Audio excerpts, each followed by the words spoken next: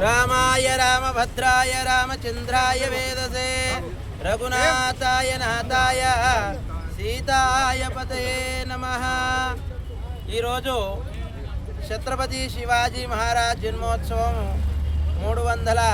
396వ జన్మోత్సవానికి మరి భౌదాన్యపురం భౌదంలో పసులేటి గోపి గారి యొక్క ఆధ్వర్యంలో ఈ శివాజీ మహారాజ్ మరి ఈ రకమైనటువంటి ధర్మ సంస్థాపనకు సామ్రాట్ ఠాకూర్ అదేవిధంగా ధర్మ సంస్థాపనకు యోధుడైనటువంటి వీరుడు శూరుడు ధైర్యుడు ఆయనను చూసిన స్ఫూర్తి వల్ల ఆ శివాజీ మహారాజ్ గారి యొక్క ఆదర్శం వల్ల ఈ భౌధాన్యపురంలో కూడా ధర్మ స్థాపన కావాలి, ధర్మమే నిలబడాలి, ధర్మానికి నాంది పలకాలి, ధర్మం వైపుకు నడవండి, ధైర్యంతో నడవండి.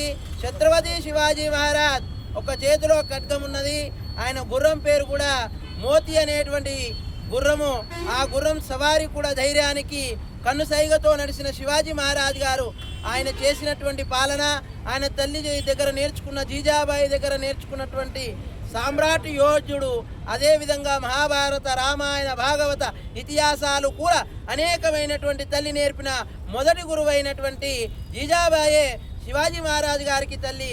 ఆ తల్లి యొక్క గురు సాంప్రదాయాన్ని మన సామ్రాట్ అయినటువంటి శివభక్తుడైనటువంటి భక్తిని చాటిన భవానీ భక్తుడైనటువంటి ఆ శివాజీ మహారాజ్ గారికి ఈరోజు భౌధాన్యపురంలో బోధన్లో మరి పసిలేటి గోపి ఆధ్వర్యంలో కూడా ఈ ఛత్రపతి శివాజీ యొక్క యువసేన ఛత్రపతి శివాజీ యొక్క కార్యకర్తల ద్వారా జరుగుతున్నటువంటిది. ఇలాంటి యొక్క స్ఫూర్తి అందరికీ అవసరము.